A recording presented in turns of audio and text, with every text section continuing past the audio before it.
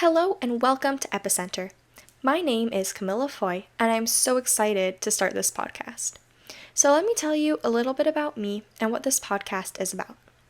I am a college student currently earning my associate's degree. I am hoping to receive my bachelor's degree in biology, then proceed to medical school. I have always been interested in anything to do with the brain, neurodevelopmental disabilities, Alzheimer's, and dementia, but one of my greatest interests is epilepsy. Epilepsy is a brain disorder in which surges of electrical activity in your brain can cause recurring, unprovoked seizures. Like many people, for a long time I had no idea epilepsy existed. The first time I had heard of epilepsy was when I was in the 8th grade.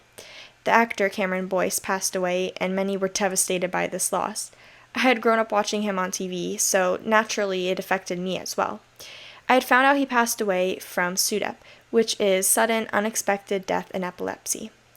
Being a 12-year-old, I couldn't fully grasp the concept of what this disorder was, so I forgot about it for a long time.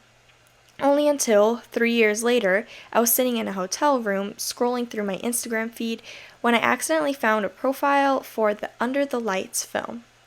I was curious as to what it was, and I found that it was a short film about a boy with epilepsy who wanted to go to prom, knowing that the lights would cause him to have a seizure.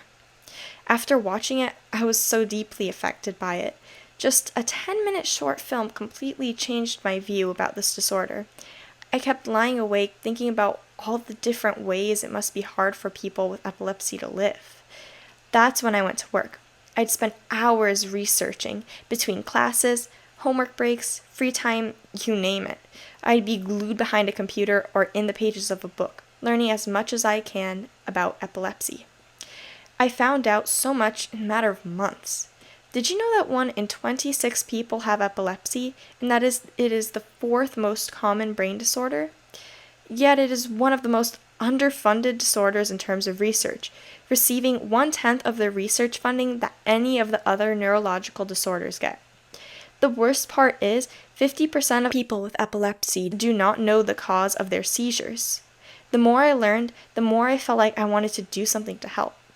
But how could a 16-year-old girl, only in her first year of college, do something to help?